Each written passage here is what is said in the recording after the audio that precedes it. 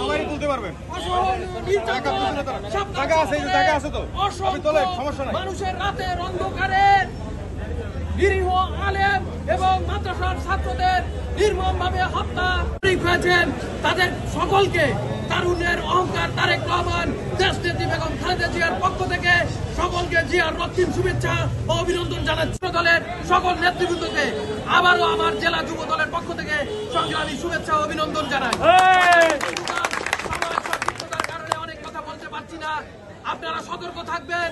এই মুহূর্তে আমাদের দলে কোনো দুষ্কৃতিকারী যাতে ঠাঁই না পায় এবং আগামী দিনেতে এই দুষ্কৃতিকারী আমাদের দলের ভিতরে ঢুকে কোনো বিশৃঙ্খলা করতে না পারে।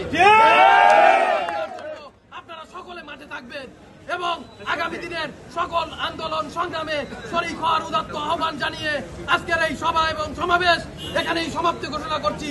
বাংলাদেশ জিন্দাবাদ, বাংলাদেশ জাতীয়তাবাদী যুব দল জিন্দাবাদ, শহীদ জিয়া অমর হোক, তারুণ্যের অহংকার তারেক জিয়া জিন্দাবাদ, তারেক জিয়া।